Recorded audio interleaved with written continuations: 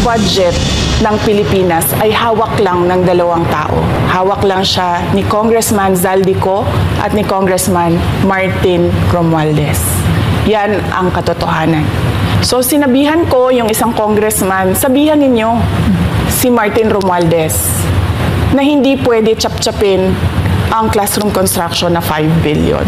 Kaya kung makikita ninyo sa budget proposal na approved ng Office of the President, 5 billion yon. Pero nung lumabas yung GAA o yung budget approved noong 2023, naging 15 billion siya. Dahil hindi nga ako pumayag na kunin yung 5 billion, dinagdagan nila ng 10 billion yung classroom construction ng Department of Education. Yung 10 billion na yon hindi kontrolado ng Department of Education. Controlled yon ni Congressman Zaldico at Congressman Martin Romualdez. Hindi ko na kailangan ng corroborative witness dito dahil makikita niyo yon sa papel. Makikita ng taong bayan yon sa papel. NEP, 5 billion. Lumabas ang budget approved, 15 billion. So maiintindihan niyo, di ba? Bakit pa tayo magbo-budget hearing para sa Office of the Vice President? 2 tao lang naman ang nasusunod sa budget ng bayan natin. Halimbawa, taong 2024.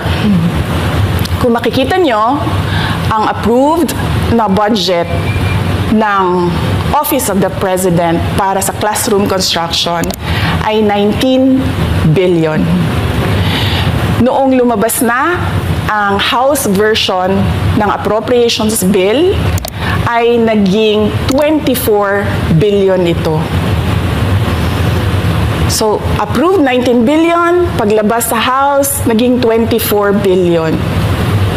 At doon sa 24 billion na yon, kung hahanapin mo sa papel, kinuha nila ang 5 billion ng repairs ng classrooms at nilagay nila doon sa 19 billion para maging 24 billion siya.